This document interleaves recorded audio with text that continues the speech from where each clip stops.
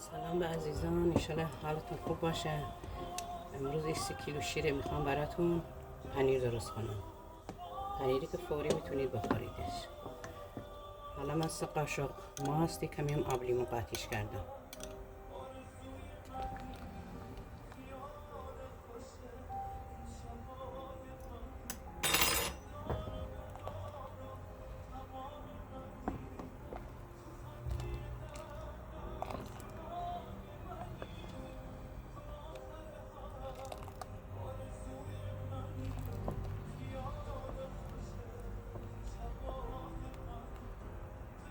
شیرم زیاد میکنیم بجوشه.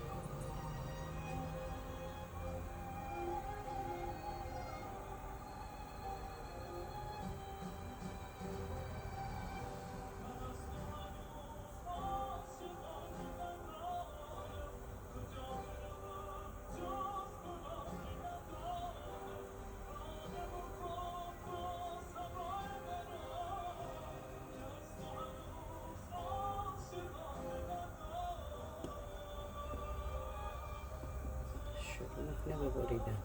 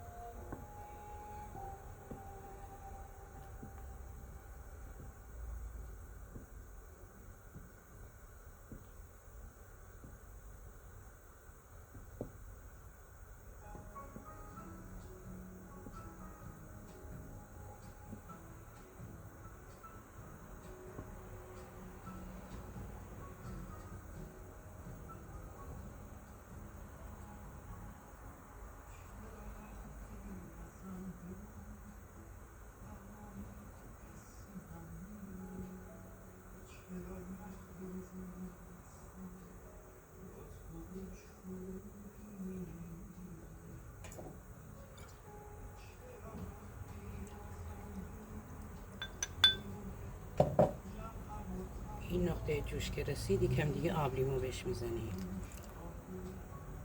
آب لیمو میشه، سرکه میشه بزنی، اما آب لیمو بهتره.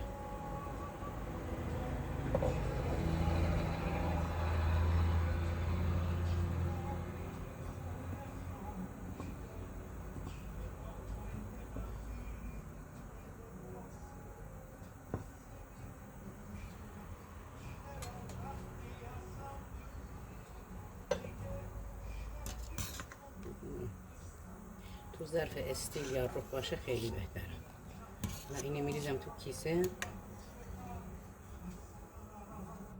خاموش میکنیم. کمی تو کیسه اول نمک میریزیم، نمک دریایی باشه. اینو خالی میکنیم توش.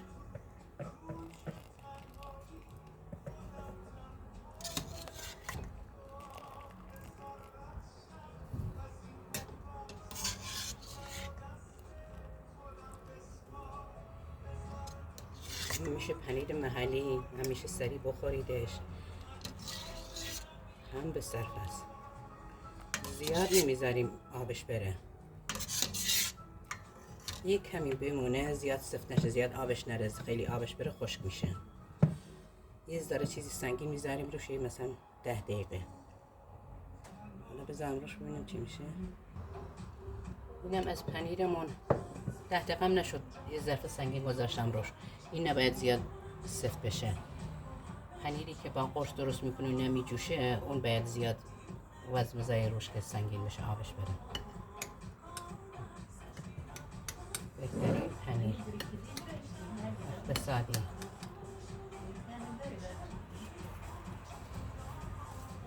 پنیر بخیر خوشمزه باشه باید زیاد شور باشه. الان نمک میریزیم روش، یه نیم ساعت، یه ساعت بمونه، زیاد توی یخچال خنک شه و آب خودشم تقریبا اینقدر من گذاشتم. 2 تا قاشق اینجوری نمک ریختم توش، نمک درشت.